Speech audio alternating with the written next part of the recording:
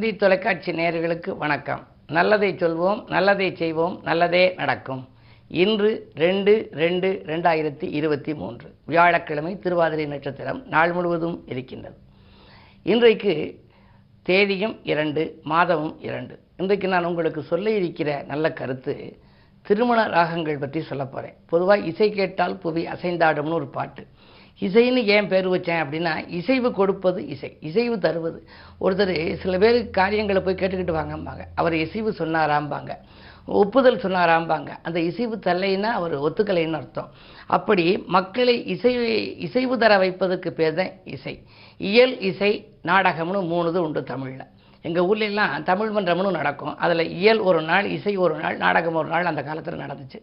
இயல், இசை, நாடகம். இயல் அப்படின்னா இயல்பாகவே பேசுவதற்கு பெயர் இயல். இசை அப்படிங்கிறதுனா இசைவு, அதை பார்த்து எல்லாருமே இசைவு கொடுத்து தலையை அசைச்சு ரசிப்பாங்க.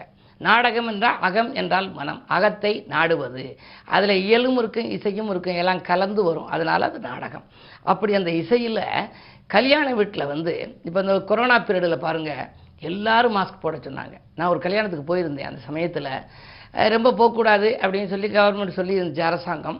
இருந்தாலும் சில உறவினர்கள் வந்திருந்தாங்க, எல்லாருமே மாஸ்க் போட்டிருந்தாங்க. நாங்கள்லாம் மாஸ்க் போட்டுக்கின்னு போனோம். ஆனால் அந்த கல்யாண வீட்டில் ஒருத்தர் மட்டும் மாஸ்க் போட்டுக்கலை. அவர் போட்டுக்கவும் முடியாது. யார் அப்படின்னா நாதஸ்வரக்காரர். அவர் வாசிக்கணும் இல்லையா நாதஸ்வரம். வாசித்தா தானே இங்கே திருப்பூட்டுற போது, அதாவது தாலி கட்டிக்கின்ற பொழுது மேளம் நாதஸ்வரம் வாசிக்கணும்.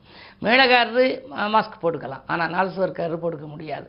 அப்படி நாதஸ்வரம் வாசிக்கிற பொழுது எந்த நேரத்தில், திருமண காலத்தில், திருமண நாளில், திருமணம் நடைபெறுகின்ற பொழுது, இந்த முகூர்த்த வேளையில் எந்த நேரத்தில் என்ன ராகம் வாசிக்கணும்னே முன்னோர்கள் அழகாக சொல்லி வச்சுருக்காங்க. மாப்பிள்ளை அழைப்பு அப்படின்னு வர்றபோது கல்யாணி ராகம் வாசிக்கணுமா, சங்கராபரண ராகம் வாசிக்கணுமா. அப்போ தான் அது நல்லா இருக்கும், அதுக்குன்னு உள்ள ஒரு இசை அது அப்படிங்கிறாங்க. மாப்பிள்ளை ஊர்வலம் வருகின்ற பொழுது தோடி ராகம் வாசிக்கலாம், கரகரப்பிரியா வாசிக்கலாம், காம்போதி ராகம் வாசிக்கலாம் அப்படிம்பாங்க.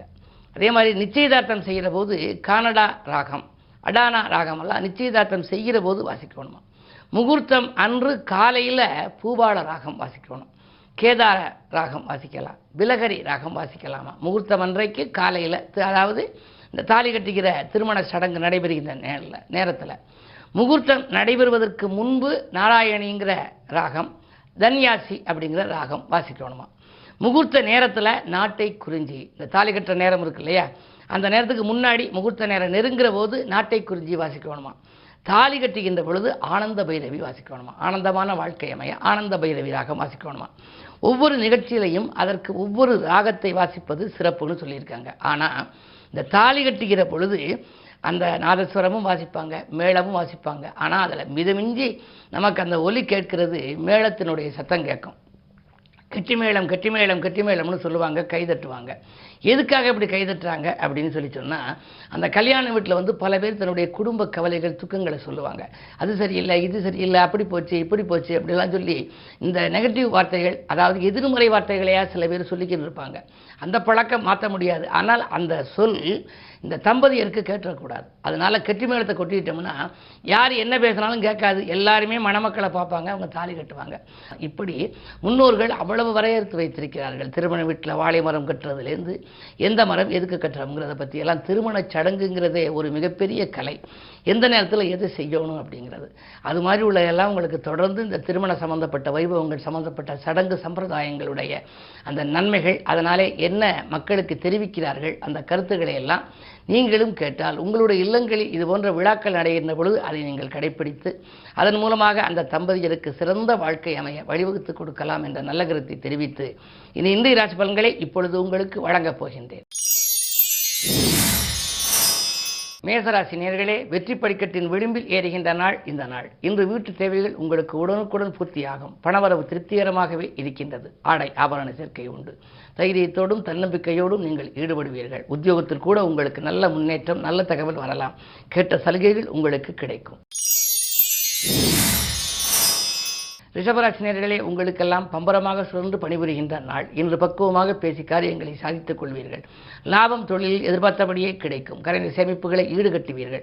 அரசு வழியில் கூட உங்களுக்கு ஆதரவுகள் கிடைக்கலாம். உத்தியோகத்தில் அரசாங்க வேலைக்காக விண்ணப்பித்திருந்தால் அது கூட வருவதற்கான அறிகுறிகள் தென்படுகின்றன. இந்த நாள் உங்களுக்கு ஒரு யோகமான நாள், மகிழ்ச்சியான நாள்.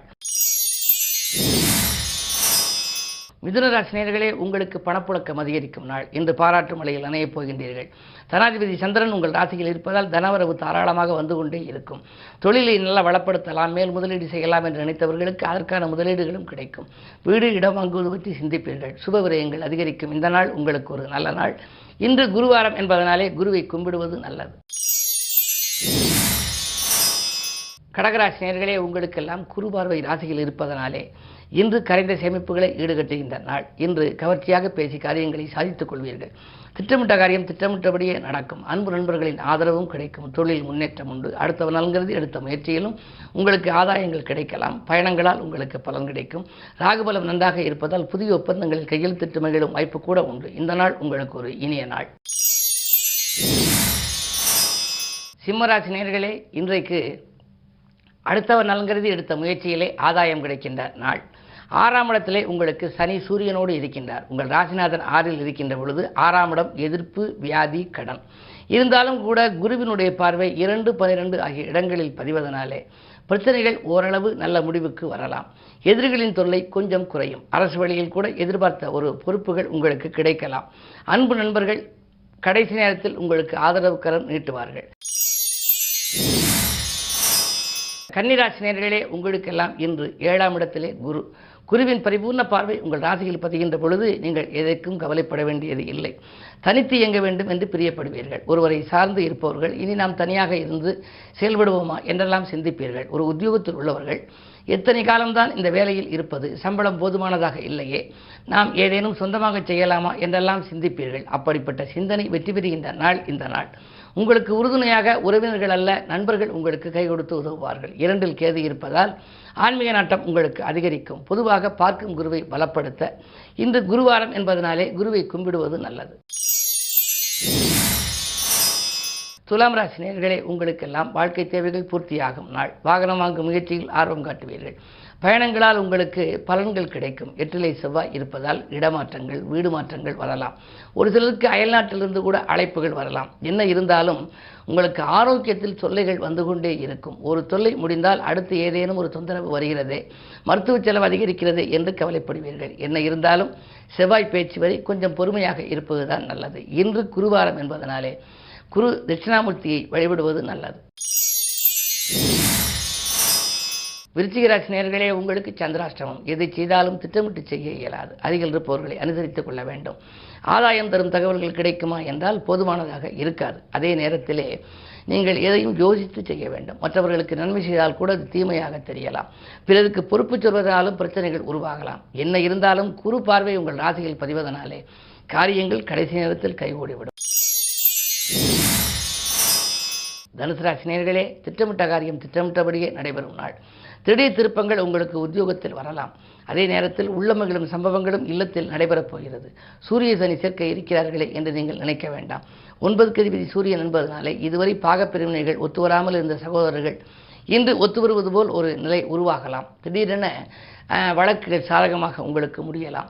சனி 2இல் இருப்பதால் வாங்கல் கொடுக்கல்களை ஒழுங்கு செய்து கொள்வீர்கள். பழைய கடன்களில் பாதிக்கு மேல் கொடுக்கக்கூடிய ஒரு சூழ்நிலை இன்று உருவாகலாம். அந்த அளவுக்கு பொருளாதார நிலையும் உங்களுக்கு திருப்தியாக இருக்கும். இந்த நாள் உங்கள் முயற்சிகளில் வெற்றி கிடைக்கும் நாள் என்றே சொல்லலாம். மகர ராசி நேயர்களே, உங்களுக்கு இன்று நிதானத்தை கடைபிடிக்க வேண்டிய நாள். செல்போன் வழியில் கூட உங்களுக்கு சிக்கல்கள் வரலாம். யாருக்கேனும் வாக்குறுதி கொடுத்து விட்டால் அதை நிறைவேற்ற இயலாது. அரசு வழியில் கூட பிரச்சனைகள் உங்களுக்கு உருவாகலாம். எதை செய்தாலும் நீங்கள் அருகில் இருக்கும் அனுபவஸ்தர்களையோ ஆன்மீக பெரியவர்களையோ கலந்து ஆலோசித்து செய்வதுதான் நல்லது.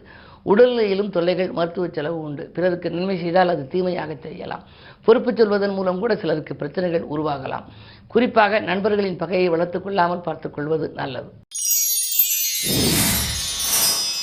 கும்பராசி நேயர்களே, ஜென்மத்திலே சுக்கிரன், 2இலே குரு, 3இலே ராகு, 4இலே செவ்வாய். பாதியில் இந்த பணி மீதியும் தொடர்கின்ற நாள். இன்று பக்குவமாக பேசி காரியங்களை சாதித்துக் கொள்வீர்கள். உடன்பிறப்புகளும் உடன் இருப்பவர்களும் உங்களுக்கு உறுதுணையாக இருப்பார்கள். உத்தியோகத்தில் கூட உங்களுக்கு மேலதிகாரிகள் உங்கள் கருத்துக்களை ஏற்றுக்கொள்வார்கள். திட்டமிட்ட காரியங்கள் திட்டமிட்டபடியே நடைபெறும். இந்த நாள் உங்களுக்கு ஒரு அதிர்ஷ்டமான நாள். மீனராசி நேயர்களே, உங்களுக்கு தொலைபேசி வழி தகவல் தொழிலுக்கு உறுதுணை புரிகின்ற நாள்.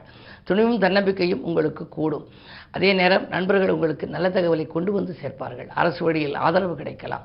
3இல் செவ்வாய் முன்னேற்ற பாதையை நோக்கி அடியெடுத்து வைப்பதற்கு அரசியல்வாதிகள், அதாவது அதிகார பதவியில் உள்ளவர்களின் ஆதரவு உங்களுக்கு கிடைக்கும். எனவே இன்று அருகில் இருக்கும் சிவாலயம் சென்று குருவை கும்பிட்டு வருவதன் மூலம் குழப்பங்களிலிருந்து விடுபட இயலும். மேலும் விவரங்கள் அறிய தினத்தந்தி படியுங்கள்.